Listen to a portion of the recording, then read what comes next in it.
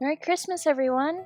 I decided that I was going to do a little something different today. I found out that the timing of this speed draw was a little too quick to catch with your eyes, so I thought I'd do a little commentary over it and, extend the time just a little bit in order to make it more comfortable to watch. So I thought I'd share some of my process today. I usually do sketching first and then line arting afterwards.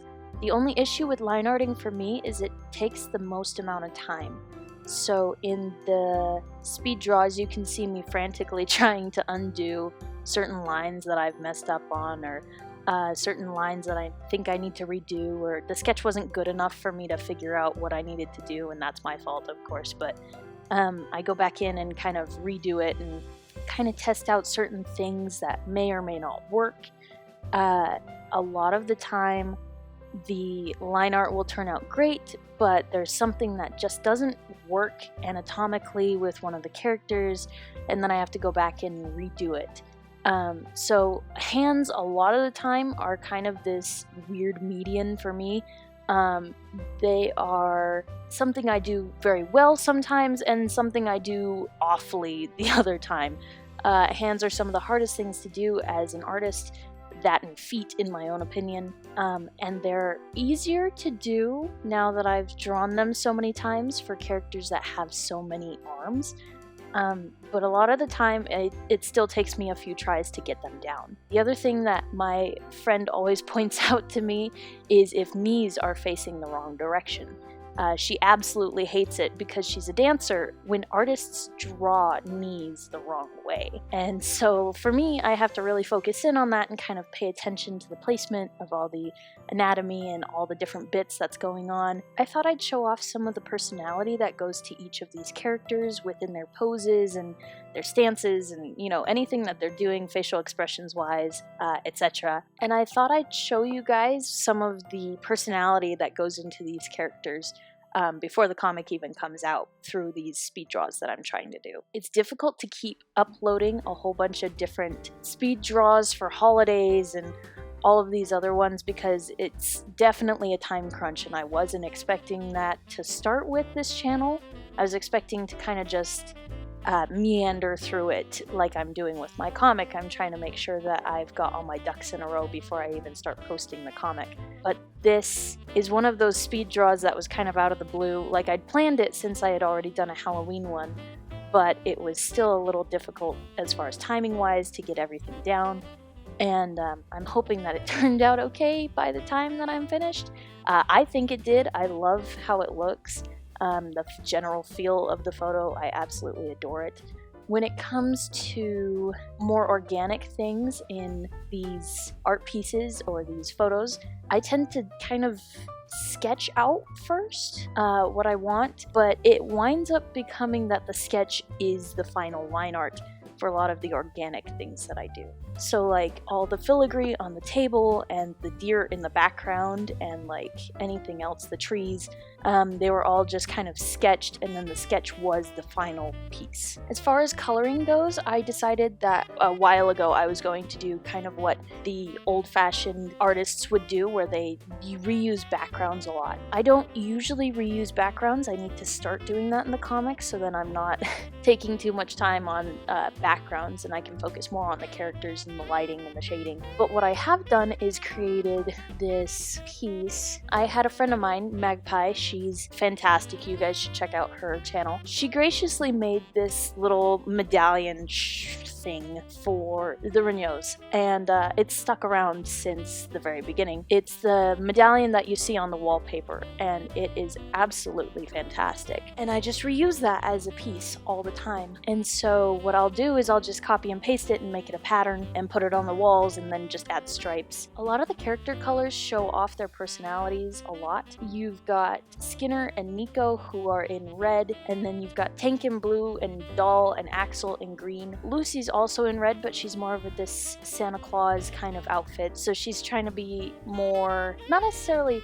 childish in spirit, because that's kind of where Axel comes in. He's wearing a full-on elf costume, and the shimmer that I do on his back is actually one of my favorites when it comes to lighting, and I'll point it out later. But as far as Lucy goes, she's supposed to be more of this childish, excited about the holiday kind of person. She's the one who really celebrates it in the Ragno household. The rest of them kind of do, kind of don't. It's a 50-50.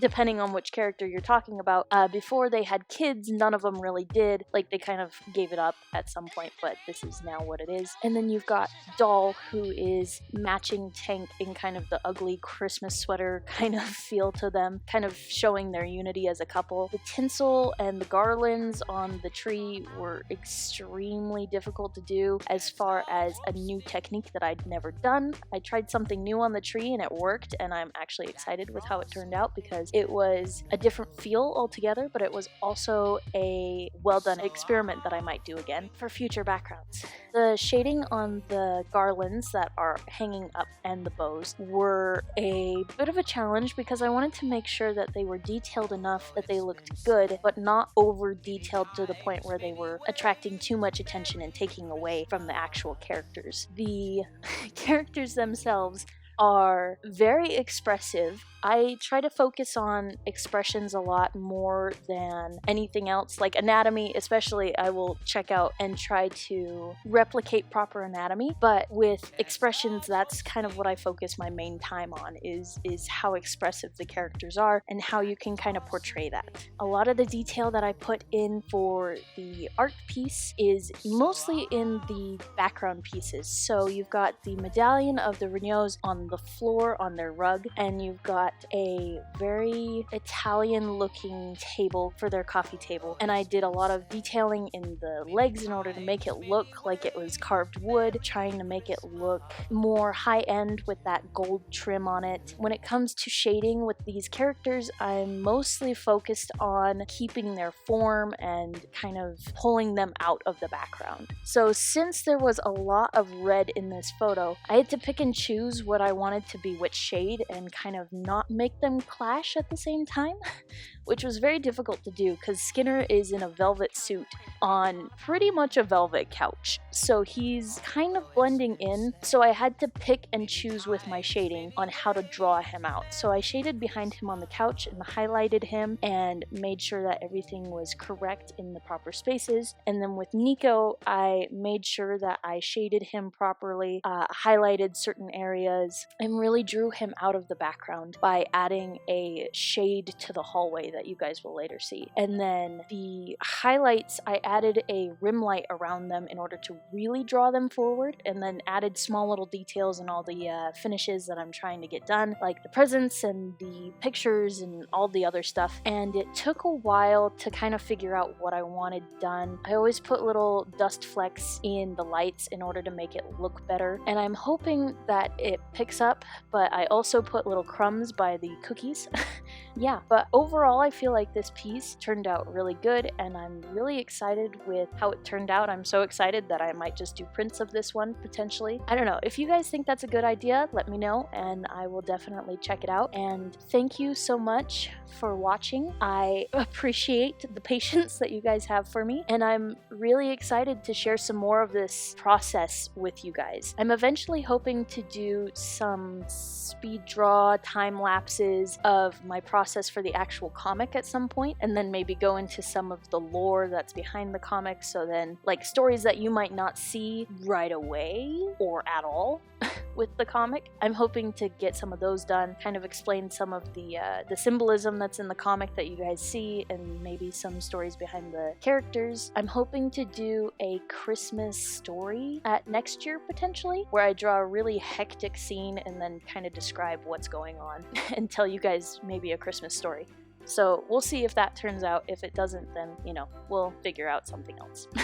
Thank you guys so much for watching, and If you guys think that this was great, then try supporting me on my Patreon if you can. I would really deeply appreciate it. You get plenty of perks that are absolutely fantastic. Early access to the comic, you get lots of character sketches. Depending on how high up the tiers you go, you can even get yourself a character in the comic, or you can get yourself an animation. You will definitely get first pick of commission slots for a lot of the tiers. And if you guys like to support artists, then if you'd consider supporting me as well, that would be fantastic. Thank you so much. Happy holidays, everyone.